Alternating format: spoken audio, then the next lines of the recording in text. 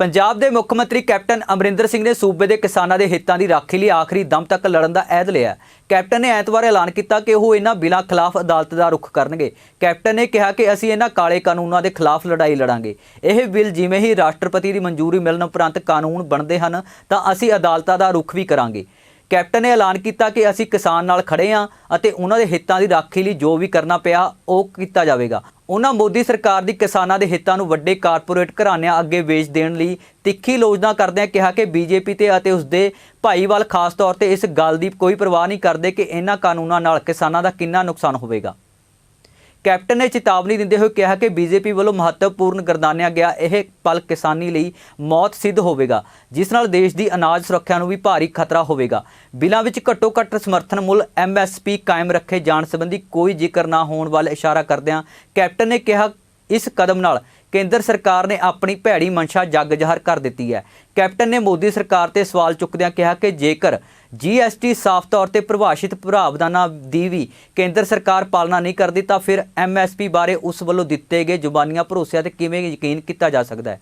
Captain ने सवालिया लहजे च पूछा कि जेकर यह बिल वाकई ही किसानों के हित विच हन तां फिर किसान सड़कों ते मुजाहरे क्यों कर रहे हैं। उन्होंने कहा कि किसान कोई मूर्ख नहीं हैं। जेकर यह बिल उन्होंने हितों को नुकसान पहुँचाउंदा ना लगते होंदे तां ओह महामारी के बावजूद दिल्ली वाल चल ना पाउंदे। कैप्टन अमरिंदर सिंह ने कहा कि इन्हां बिलों का हरेक प्रबंध खास तौर पर छोटे और दरमियाने किसानों को बर्बाद कर देगा, जिन्हां की गिणती लखां विच है।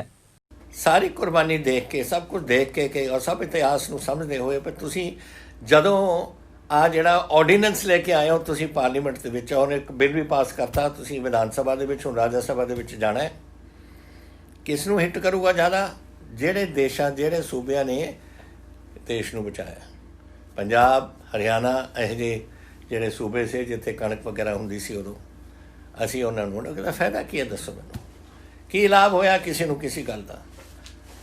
अज जिस दिन असी इस असैंबली दे विच इस इशू नूं लैके आए से कि असी अपोज किया सी कि ऑर्डीनेंस दे विच, उस दिन मैनूं कोई दस रहा सी उत्थे बैठा सा मेरा ही कोलीग असैंबली च कि जी अज सवेरे हुशियारपुर मंडी च 600 रुपए क्विंटल कणक उत्थे बिकी है। ना कणक नहीं है, मक्की उत्थे 600 रुपए क्विंटल और कितनी MSP है मक्की दी, लेकिन सपोर्ट तुसी करनी नहीं। यही मैं कह रहा कि तुसी उन्हें बिल पास कर दिओ, तुसी इत्थे कानून चेंज कर दिओ, तुसी MSP चक दिओ, फूड कॉरपोरेशन ऑफ इंडिया नूं क्लोज कर दिओ। कौन सपोर्ट करूगा किसानी नूं? 72% मेरे पंजाब के किसान अज 5 किले तो घट के मालिक ने, अद्धे उससे 2 किले भी होने उन्होंने कोल की कित्थों रोटी खाणगे उत्थों? पता हो उन्होंने, अज तो पता है कि जो MSP है MSP उन्होंने मिलूगी। लेकिन अगर आ होने लग जाए जैसे मक्की नाल होया सी कि MSP जिन्नी अनाउंस करते हैं, पता नहीं अनाउंस करते हैं, कई जाते हैं कि असीं ये गारंटी करते हैं। क्या सुहा गारंटी करते हो तुसीं? कॉन्स्टिट्यूशनल गारंटीज पार्लीमेंट ने चक दी तो ये थोड़ी गारंटी कौन मानता है? इस गारंटी कॉन्स्टिट्यूशनल गारंटी देखो कितनी बार कॉन्स्टिट्यूशन अमेंड होया जब तो कॉन्स्टिट्यूशन अडॉप्ट होया सी 1950 के। ये मैं इस बिल्कुल सहमत नहीं इस नाल। अज नहीं करेंगे, कल नहीं करेंगे, परसों कर देंगे, ये चक्कणगे जरूर। ये शांता कुमार कमेटी रिपोर्ट तो निकलिया होया तो निचोड़ है। FCI नूं बंद कर दिओ, MSP बंद कर दिओ, बड़ा उहदा नुकसान हुंदा है देश नूं। किहदा नुकसान हुंदा है?